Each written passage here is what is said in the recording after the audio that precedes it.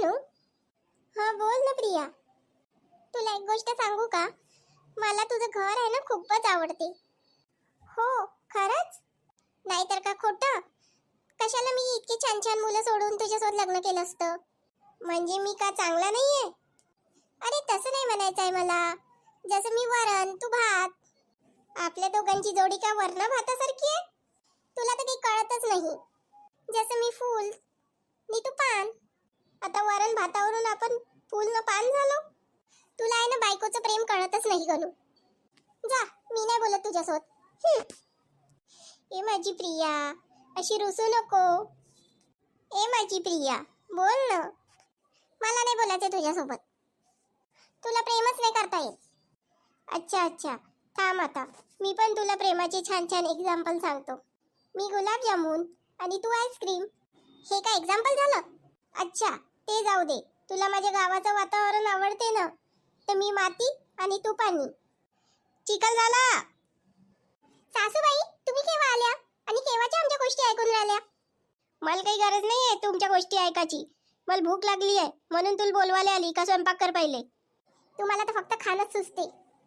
आई पहिले आवाज तर दिला पाहिजे ना. आम्ही लोक काही प्रायव्हेट बोलत राहतो. कायचं प्रायव्हेट बोलणं आहे तुमचं? गुलाबजामुन, आईस्क्रीम, माती, पाणी, ते जाऊ दे. पहिले सुनबाई स्वयंपाक कर. नाश्ता झालाय ना तुमचा? एवढ्या लवकर कशी भूक लागली? लागते मला भूक. डायटिंग चालू आहे माझी. डायटिंग? सकाळी 4 प्लेट पोहे तर तुम्हीच खाल्ले. डायटिंग चालू आहे म्हणून 4 प्लेट, नाही तर मी 8 प्लेट खाते. जा आता, बडबड नको करू. स्वयंपाक कर पहिले. काय बनवू जेवायला? भाजी तर काही आहे नाही. आता भाजी पण का मी आणून देऊ का? बाजारात जा तू गणू सोबत, भाजी घेऊन ये. 1 किलो छानपैकी मासे घेऊन ये आणि 1 किलो मटण घेऊन ये. 1 किलो मध्ये होऊन जाईल तुमचं? हे मी फक्त माझ्यासाठी सांगितले आहे. तुम्ही तुमचं ठरवा. चल गणू, बाजारात जाऊन येऊ. ठीक आहे, चल. चल गणू, पटापट सर्व भाजी आणि मासे आणि मटण घेऊन घेऊ. इथं मासेवाला ना मटणवाला तर आहेच. इथूनच घेऊन घेऊ पहिले. ठीक आहे. कसे दिले मासे?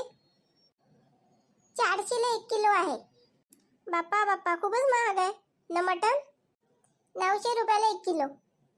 बापरे, खूपच महाग आहे. महाग तर राहणारच आहे. तू बाजूला हो गणू, मी विचारते. मासे कसे दिले? बोला ना मॅडम. मासे मासे फक्त 200 रुपये किलो. आणि मटण? मटण फक्त 400 रुपये किलो. आता मी विचारलं तेव्हा तर खूप महाग सांगत होता तू. लेडीजसाठी डिस्काउंट आहे आपल्याकडे. ठीक आहे, मासे 2 किलो द्या आणि मटण पण 2 किलो द्या. ठीक आहे ना मॅडम, आत्ता देतो. सासूबाई, ओ सासूबाई. का झालं? स्वयंपाक झाला आहे, वाढू का तुम्हाला? स्वयंपाक झाला असन तर मला पण सुनबाई जेवायला वाढ. हो प्रिया, मला पण जेवायला वाढ. ठीक आहे, सर्वांना वाढते जेवायला. थांबा थांबा, एवढी काही कशाची आहे? ए सुनबाई, पहिले एका वाटीमध्ये थोडीशी भाजी टेस्ट करायला दे मला. का बरं टेस्ट करायला देऊ? भाजी कशी बनवली आहे ते पहिले पाहायला नाही पाहिजे? त्याच्यामध्ये काय बघायचं आहे? मी चांगलंच बनवते सर्व. दे पहिले एका वाटीत भाजी, टेस्ट करू दे मला. थांबा 2 मिनिटं. घ्या आता, खाऊन बघा. बापरे, किती पांचट भाजी झाली.